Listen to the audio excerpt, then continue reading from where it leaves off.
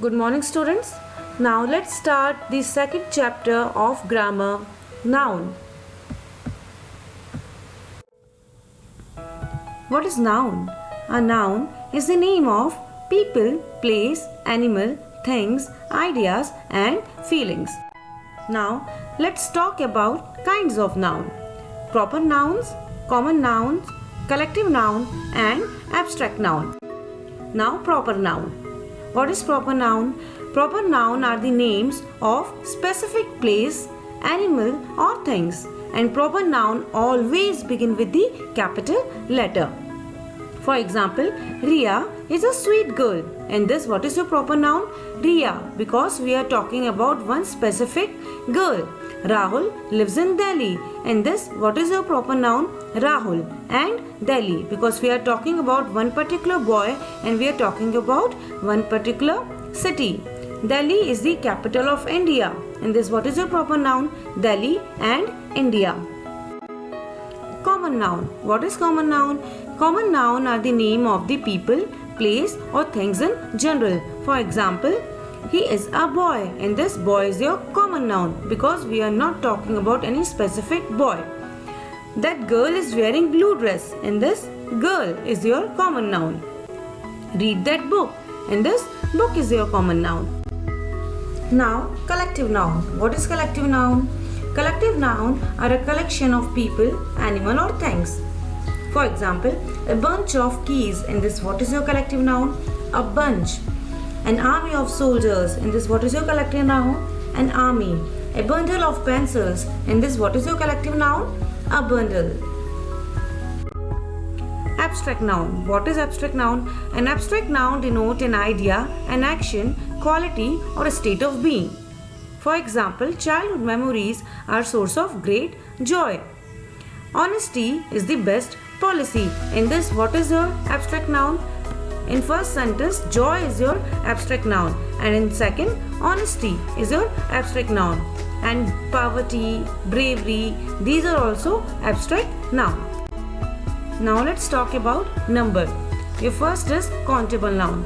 What are countable noun? Noun that can be counted are called countable noun. Most countable noun have a singular and plural noun. For example, boy, grapes, men, bat, etc. These are the examples of countable noun. Now, some nouns that cannot be counted. Nouns that cannot be counted are known as uncountable noun, that do not have any plural noun. For example, bravery, honesty, butter, sand, etc. These are the examples of uncountable noun. Now, what are singular noun and plural noun? A noun that denote one person or thing is said to be a singular noun. For example, flower, cow, house, sister, garden, etc.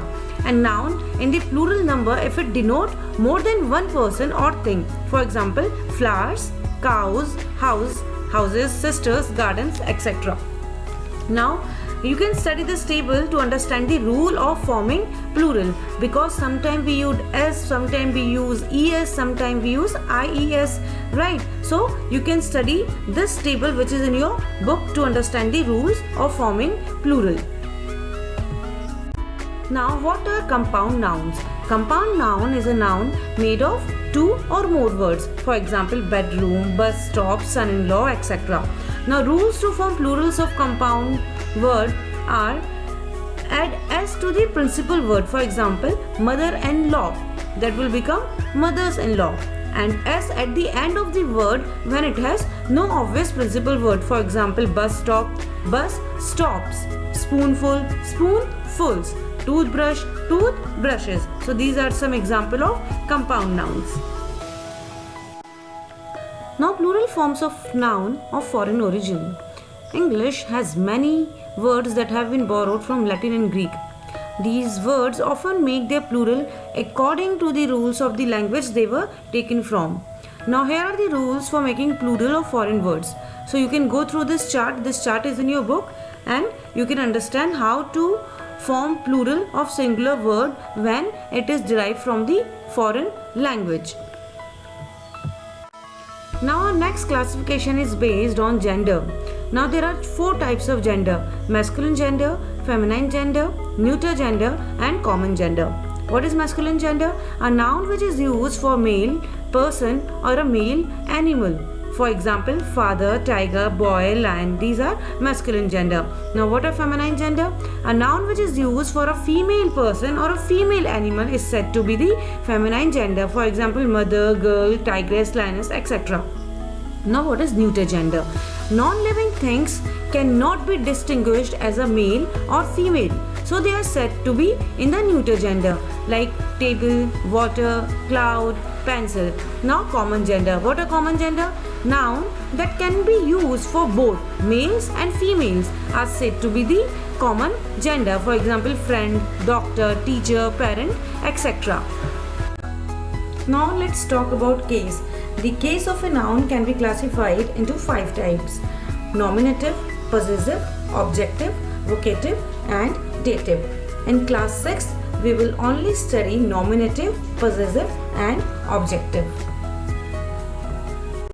Now nominative case. A noun or a pronoun that is used as the subject of the verb is said to be in the nominative case. For example, Rajat bought a bike.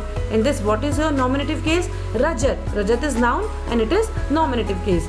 Mother made sandwiches. In this, what is your nominative case? Mother. Now objective. A noun or pronoun that is used as the object of the verb.